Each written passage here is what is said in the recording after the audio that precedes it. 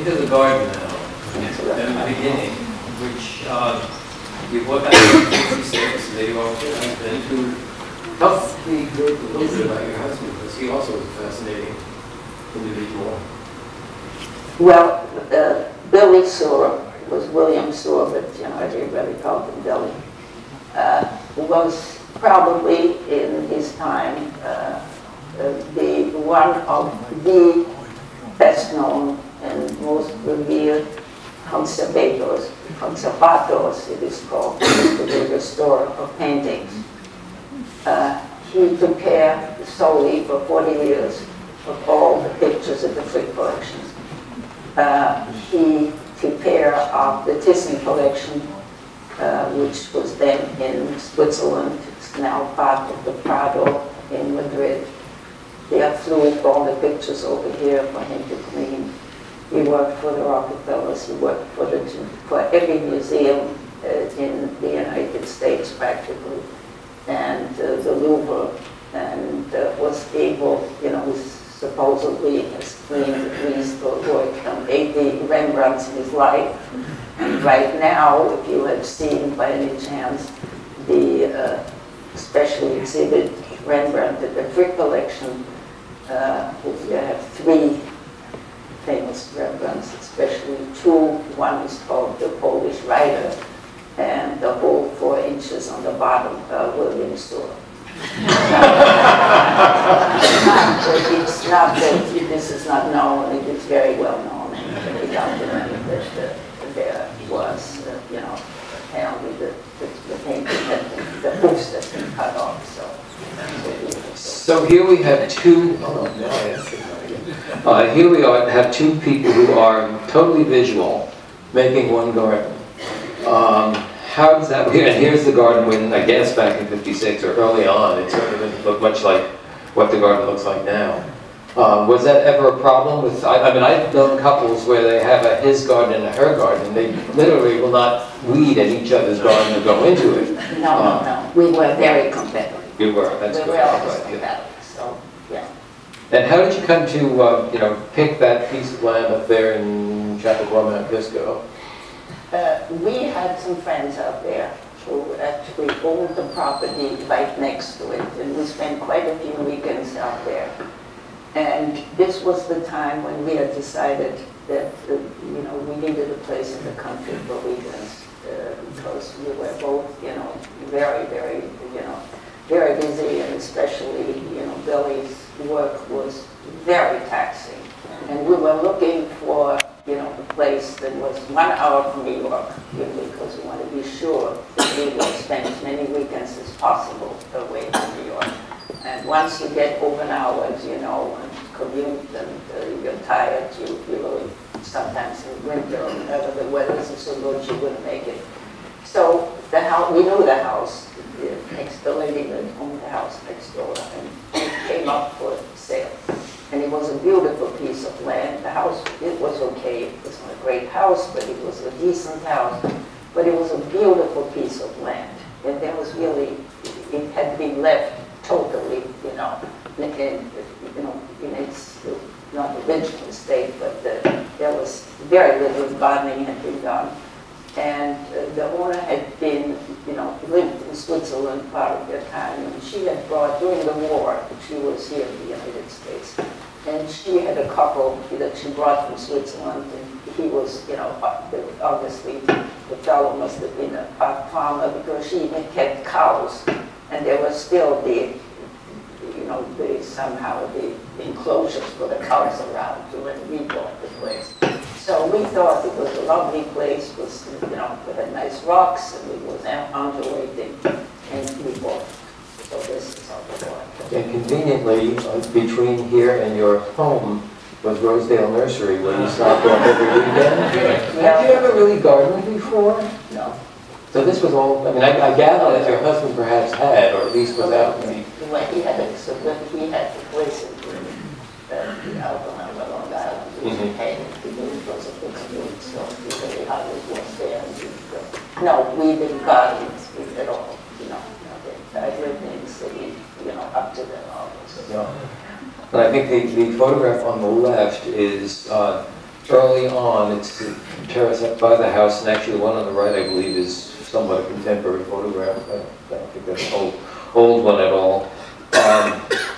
But here again, there's the house, and there you're going to see this later on. There's a hedge with your husband walking down the path. This, of course, now is, I'm pointing, you can't see where I'm pointing. I'm pointing to the grass. And that's, you know, there is, well, there's actually... Well, yes, you know, we need there's enough grass, right, yes, we right. need some grass. But remember that photograph for later on. You're going to see... Yeah, that grass is not there. Yeah, that's not there. And the view back to the house, not looking very much like, I think the magnolias are probably still there, but very much larger. The magnolias are there, yes, they are capable of it. And so when you stopped by, whatever nurseries you did stop by, Rosedale being one of them, because it really was so convenient, did you buy things simply because you liked, obviously, because you liked the way you weren't collecting any particular thing, you were... We were particularly taken, I think, by rhododendron and azaleas. And I think over the years, you know, there must be, I don't know, many, many hundreds of those. I was fascinated with this photograph, because you said, I believe, that the last two that goes... Yeah, there are two azaleas that were there when we came, which means, you know, 60-some years ago. They're still there. And these are those. The last two, and the first two steps, as it were, yes. were the ones that, and then you added the others. But the thing that fascinates me is the way that you prune them. Well, because everything else became so, you know, everything grew much larger than we ever thought it was going to. Either does that or it dies, one or the other. Now, you know, the one thing we actually never knew how big anything was going to be, because neither one has ever had any education as far as horticulture is concerned, or botany, or anything at all. We just put things together the way, you know, when we saw something that was pretty, you know, we started looking at books, and we started looking at nurseries, and went to nurseries. When we liked something, we bought. And then we tried to find a place for it, and we obviously started having special likes, you know, over the years, and one was the tree peonies. So one started collecting tree peonies, and so the garden sort of grew slowly. You know, whenever we saw something we liked, you know, we bought it. The thing about tree peonies is that until recently they were not very, very much available. I mean, 20 years ago they were not all that available. And you went to the source. You went to Mr. Smirnoff out there on Long Island. Yes, there was one place where one bought. He was a dentist, by the way, and he finally, you know, his business, or his business, not his, but his son took over, then his grandson, and I think they finally closed the business last year, I hear. And we really came to the tree peonies, to the Chinese tree peonies, through a friend of ours, who knew, you know, had great relationship with the Sacklers, and the Sacklers, the people that put together, you know, some of the collection at the Metropolitan Museum, and they collected a lot of Chinese, you know, sculpture and things. So that's how, and Mr. Sack, well, apparently I've never met him, he collected tree peonies, you know, because it seemed, you know, his paintings there, you know, with tree peonies. And through the friend who brought us tree peonies, we got interested in the tree peonies. So some of the things have sort of strange backgrounds, shall we say, how we got interested in a particular plant. I think this is well, probably midway, not really early, but there's a certain kind of blousiness about this that's a little different from the way the garden is right now.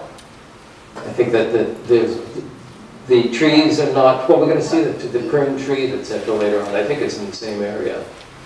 Well, you know, we obviously, as I said, put things together that grew, you know, many were bought as dwarfs.